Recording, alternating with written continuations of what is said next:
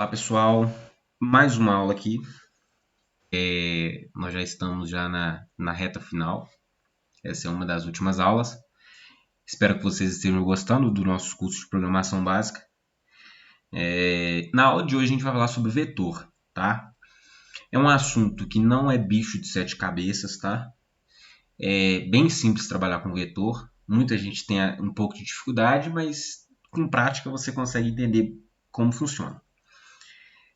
Eu não vou detalhar sobre o vetor, porque não é um conteúdo novo aqui no nosso curso. Vocês já viram isso no curso de programação básica, perdão, na unidade 1 desse curso de programação básica. Então eu vou dar uma recapitulada no que é vetor e a gente vai para a prática, beleza? Então vamos lá. Abra o Visual Studio de vocês, o meu já está aberto, tá? E vamos lá, o que é o vetor? O vetor ele nada mais é que uma variável que nela eu tenho várias posições. Isso facilita a minha alocação de dados, entendeu? Para mim trabalhar com certos tipos de aplicações. Ele nada mais é do que eu ter um vetorzinho. É como se fosse, a grosso modo dizendo, pessoal, é como se fosse várias variáveis dentro de uma variável só, tá? Vamos supor, se eu quero guardar a idade de 10 pessoas, eu teria que criar int, idade 1, int, idade 2, tá?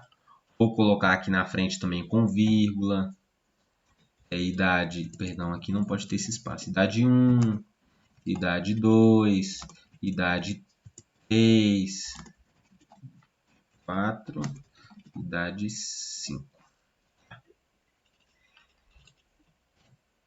Seria mais ou menos isso aqui. Quando eu tenho um vetor, ele vai guardar tudo isso aqui dentro de um endereço de variável com várias posições dentro dela. Isso facilita para você deixar um código mais limpo, tá? Para você escrever um código. E vai facilitar na sua lógica, numa estrutura de repetição ou alguma coisa assim, entendeu? É muito mais simples de você trabalhar. Imagina você tem uma infinidade de dados aqui, você vai escrever uma variável a uma? Não, você vai escrever um vetor com o número de posições que você quer. Aí você só vai achar esse vetor pelo nome dele, que é um nome só, e a posição de memória e a posição dele, entendeu? Então vamos pegar como funciona a implementação de um vetor. A gente vai brincar um pouquinho com ele aqui. Então eu quero um int, eu quero um vetor de inteiros, tá? Em declarar que ele é um vetor, eu preciso colocar colchetes. Ok? Então, o meu programa já sabe que isso aqui é um vetor. Quando eu colocar esses colchetes aqui, ele já sabe que é um vetor. Um array. Eu vou dar o nome dele. Idade. Beleza? Criei o meu vetor. Só que o vetor, para mim usar ele, independente se vai ser dentro desse escopo ou não, eu preciso iniciar ele, tá? Não precisa ser assim. Eu não preciso iniciar ele agora, nessa linha aqui. Mas é bom vocês pegarem o costume de já criar o vetor já inicial, tá? Para eu iniciar um vetor, não é simplesmente eu atribuir a ele valores, tá? Eu tenho que dar o comando new. New int. De novo eu abro colchetes e aqui dentro eu defino quantas posições que ele vai ter. No programa que a gente vai fazer aqui, eu quero que um programa ele colete 10 idades. 10 idades. Ele precisa ter 10 posições, tá? Esse new aqui, pessoal, ele vai criar uma nova instância desse vetor, tá? Então, quando eu crio uma variável aqui, eu criei minha variável aqui, int idade, e ele está instanciando ela na memória, tá? Aí é o comandinho new. Então, vamos lá. Eu criei um vetor aqui, defini o meu vetor, eu defini que ele tem 10 posições. Como eu falei na última aula na aula de for, lembra que eu comentei com vocês que eu ia começar o meu for usando zero, que quando a gente trabalha com vetor, e acaba que isso fica por padrão, quando a gente trabalha com vetor, ele começa de índice zero. Então, na verdade, eu não consigo acessar o meu vetor pelo número 10. eu acesso ele pelo número 9. A última posição do meu vetor é o número 9, porque ela começa em 0. Então 0, 1, 2, 3 até o 9 dá 10 posições, tá? Sempre o meu vetor ele começa no índice 0. Então se o meu vetor é de 10 posições, ele vai de 0 a 9. Se ele é de 20 posições, ele vai de 0 a 19. Se ele é de 100 posições, ele vai de 0 a 99. Então é basicamente isso. Então eu comecei o meu vetor. Agora aqui entra um detalhe importante. Principalmente, sempre, não, principalmente não, sempre que vocês trabalharem com vetor, será necessário você criar uma estrutura de repetição para você preencher ele, para você mostrar ele na tela, tá? Senão você vai ter que escrever milhares de código para você imprimir cada posição na tela. Então, para eu percorrer um vetor, nós usamos a estrutura de repetição for, tá? Porque pensa comigo, eu quero imprimir um vetor na tela, por exemplo, ou preencher ele. Eu sei que ele começa da posição 0, tá? Então, meu índice dentro do for, eu consigo declarar que eu quero que ele comece da posição 0. Eu também sei quantas posições que o meu vetor tem. Então, eu consigo declarar até quantas vezes que a minha estrutura vai repetir. E assim, eu vou incrementando ela. Então, vamos lá. Vou começar com for. For int i igual a 0. I menor. Aqui tem um detalhe importante, pessoal. Tem 10 posições, correto? Começa de 0. Eu poderia colocar int i igual a 0 ou i menor do que 10. Errado não, certíssimo. Só que eu também posso fazer assim, ó. Um comandinho, ele funciona assim, ó. Ele vai pegar a idade, ponto, temp, tá vendo? Isso aqui, ele automaticamente captura o meu tamanho do vetor e ele coloca como limite aqui, ó. Por que eu gosto de trabalhar dessa maneira? Porque se eu faço vários fors, várias estruturas do for percorrendo esse vetor de idade, com 10 posições, e eu sempre usar o 10 aqui, se eu por acaso mudar aqui para 20, vou ter que vir a estrutura mudando para 20. Você pode colocar aqui 10 e deixar a idade.length, que ele vai sempre copiar esse número aqui. Ó. Se aqui estiver valendo 20, aqui vai valer 20. Se aqui estiver valendo 50, aqui vai estar valendo 50. Então vocês podem usar esse comando aí que é bem melhor. E aqui é o meu incremento, i mais mais.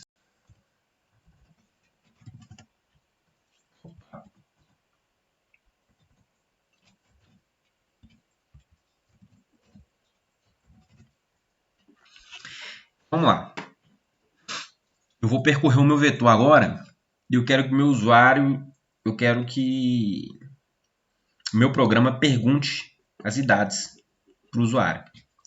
Comando de escrever na tela, digite a idade do... Aqui eu vou passar um macete legal para vocês. Quanto que está valendo meu i aqui? 0, correto? Na próxima vez que ele rodar, ele vai estar valendo 1. 2, 3, até chegar no 9, correto? Beleza. Eu vou usar isso aqui para me definir a idade de qual pessoa que o meu usuário vai estar digitando. Tá? O meu i não vale 0 e ele vai incrementar daqui a pouco? Vai, então. Então, eu vou fazer o seguinte, mais i mais 1. Mais aluno. Pessoal, esse mais aqui, ele está concatenando. Ele está juntando essa string com a minha variável i. Correto? E depois ele está concatenando aqui o que está escrito aqui, que é o meu texto, com a minha variável, mais esse textinho. Ele está concatenando. Só que esse mais aqui, ele está fazendo uma operação, ele não está concatenando. Ele está somando o meu i, está somando ao meu i o número 1. Então, o meu i não vale 0, e mais 1, 1. Então, ele vai digitar aqui, ó, digite a idade do um aluno. Para ficar primeiro, eu vou colocar o símbolozinho de primeiro aqui. Ó. Então, ó, digite a idade do... Aqui vai estar um primeiro aluno. Ficou difícil de entender? Então, vamos ver como é que é na prática? Só para vocês verem. Tá vendo? Ó? Opa, tem um detalhezinho. Ah, tá.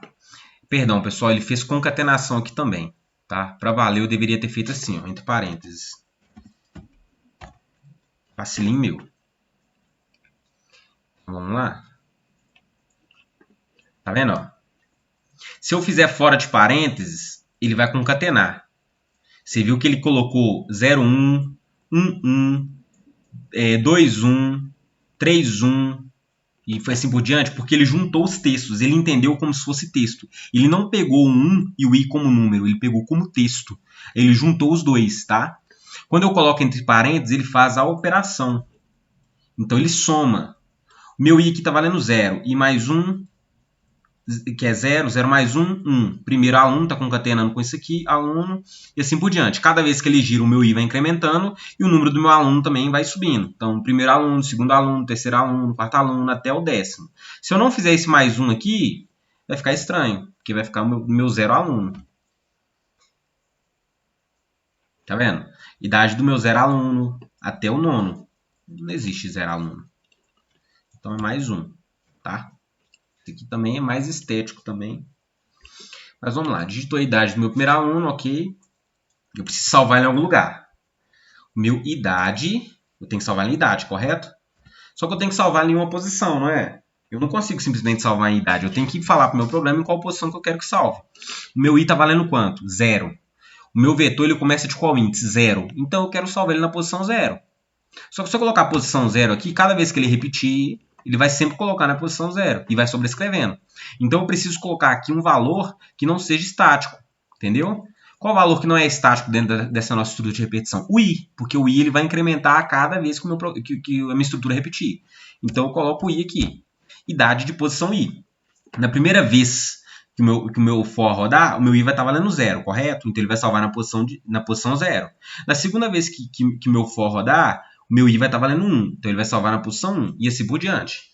Então o meu i idade, ponto i, meu idade de posição i vai receber. Pessoal, mais um detalhe. Vou colocar aqui só para ficar bonitinho o right também, para escrever na frente, não na linha de baixo. Isso aqui, ele está pedindo o meu usuário digitar um valor de string, correto? Perdão, confundi aqui. Confundi não, mas me expressei mal. Tudo que meu usuário digita é uma string, correto? Então, beleza. Eu poderia fazer um vetor de string para guardar a idade? Sem problema nenhum. Eu não vou fazer operação nenhuma com ele. Eu poderia não fazer operação, é só guardar a informação, eu poderia usar string. Mas como eu usei inteiro, então eu vou precisar fazer a conversão. Então, o que o meu usuário receber aqui que vai valer string, eu tenho que fazer a conversão, que a gente já está careca de saber como é que faz, né, pessoal? Então, vamos lá, o int.parse console.read line. Então, beleza. Já enchi o meu vetor. Quando eu terminar esse aqui, meu vetor já vai estar com todas as posições preenchidas. Só que agora eu quero ver as idades que as pessoas digitaram. Me ver as idades, eu preciso percorrer o vetor. Para me percorrer o vetor, eu preciso usar uma estrutura de repetição for. Então vamos lá, vamos repetir tudo de novo. Eu vou até copiar e colar aqui. Copiar. E aqui eu vou fazer o seguinte, eu vou excluir isso aqui que eu não vou precisar salvar nada, não vou atribuir nada. Aqui eu vou colocar a idade do primeiro aluno. Isso aqui é a mesma coisa que eu expliquei aqui em cima. Primeiro aluno é. Aqui eu vou dar um mais e ele vai imprimir o idade de posição i. Ou seja, o i vai entrar no for valendo quanto? 0. A idade do primeiro aluno é idade de posição 0. Quando o meu for girar pela segunda vez, o meu i vai estar valendo 1. O meu console.writeLine vai mostrar a idade do segundo aluno, que é o i de posição, o idade de posição i, que vai estar valendo 1. Depois vai estar valendo 2, 3 e assim por diante. Então vamos ver como é que fica isso. Só que isso aqui eu vou colocar um writeLine, que eu quero idade linha a linha. Ok? Vamos dar um F5 aqui. A idade do primeiro aluno. 41, perdão, vou colocar 12, 14, 13, 16, 15, 17, 10, 11, 12 e 9. Aí ele fez, ó, a idade do primeiro aluno é 12, confere. A idade do segundo aluno é 14, depois 13, depois 16, 15 e assim por diante, até o último aluno que tem idade de 9 anos. Se vocês entenderam como é simples trabalhar com vetor? Tentei ser o mais simples possível e o mais rápido, o mais objetivo possível. Então, pessoal, sempre quando vocês trabalharem com vetor e preencher vetor, vocês já lembram logo da estrutura for. É com ela que a gente trabalha para preencher um vetor, entendeu? É a estrutura mais simples para você executar esse tipo de operação, esse tipo de ação. Então fica aí. A aula de vetor foi essa, é uma aula bem simples, tá? Foi bem objetivo. Qualquer dúvida, deixa nos comentários, procura o pessoal do EITAS e é basicamente isso, pessoal. Então, recapitulando, revisãozinha da aula. Se tratando de vetor, a gente pode usar um for para preenchê-lo e um for para imprimi-lo ele depois, tá? Depois eu vou deixar alguns exercícios para vocês fazerem, para vocês ir praticando. Então, pessoal, essa foi a aula de vetores e é isso aí. Até a próxima. Valeu!